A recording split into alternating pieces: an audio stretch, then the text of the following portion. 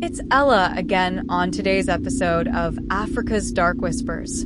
Today, we journey deep into the heart of the Ashanti forests, a place where the trees whisper and the shadows hide something far older and far hungrier than man. They call it Sasabonsam, a vampire that does not stalk the night like the legends you've heard, but instead hangs in silence from the treetops, its long iron claws dangling, waiting for the unlucky soul who dares to pass beneath. But tell me, if you were walking alone in the forest and you looked up to see something moving above you, would you run?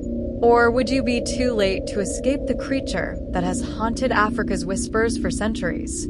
Stay with me as we uncover the chilling tale of the Sasabonsam.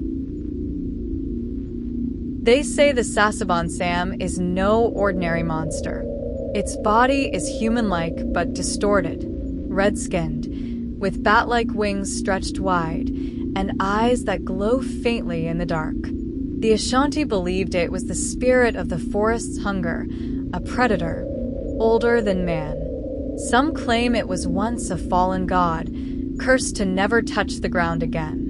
Others whisper that it was born from blood sacrifices long forgotten, its existence tied to human greed and fear.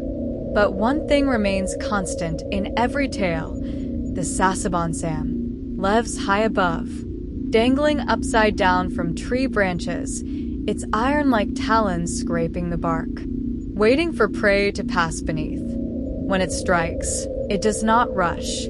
It lowers itself slowly, silently, until those talons wrap around its victim's shoulders. Then, with a single motion, it drags them upward into the canopy, never to be seen again.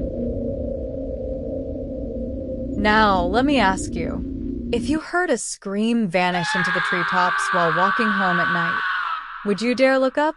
Or would you run like your life depends on it? One of the oldest stories tells of a hunter who set out at dusk. He carried his bow, confident in his skill. But as he walked deeper, the forest grew strangely quiet. No birds, no insects. Only the rustling of branches above. He thought it was the wind, until he saw two faint red eyes watching him from above. The hunter raised his bow, but it was too late. The claws came down, hooking into his chest. He screamed once, but before anyone could find him, the forest had swallowed him whole. Some say his body was drained of blood, left dangling in the trees as a warning. Others insist he became part of the whispers himself. His voice now joins the wind, warning others never to walk the forest alone. Even today, villagers in some parts of Ghana still warn children: do not go too deep into the bush at night.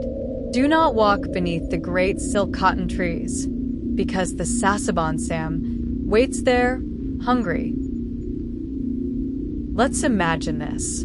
You are walking home late at night, passing beneath a massive tree, and you hear a faint scrape above you. Would you risk glancing up?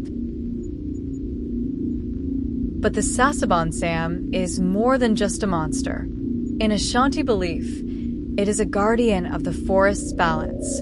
It punishes greed, hunters who take more than they need, travelers who stray too far, or those who disrespect the sacred groves. To some, it is a warning: respect the land, or the land will take you. Folklorists argue that the Sasabonsam was a way to keep people cautious, to protect sacred areas from overuse. But to villagers who still whisper about it, there is nothing symbolic about the red eyes and iron claws they believe watch from above. Up until this very day, in some remote places, stories of strange disappearances are tied to it. A man gone missing after venturing too far. A woman found pale and bloodless near the edge of the forest. Explanations? Some say coincidence. Others, the Sasabonsam. But be honest with me. Do you believe creatures like this are just legends? Or do you think some stories live because there is truth hidden inside them? they say one last thing about the Sasabonsam. It does not always strike in silence. Sometimes it waits. It lets its prey feel watched, lets the forest close in until fear itself weakens the heart. And then when the victim runs, that's when the claws drop. So the next time you find yourself near a great tree, alone, and the night feels too still, remember this story. Because perhaps the Sasabonsam is not just legend. Perhaps, even now, something waits in the canopy, watching. This was the tale of the Sasabonsam, Africa's vampire of the forest. Thank you for watching.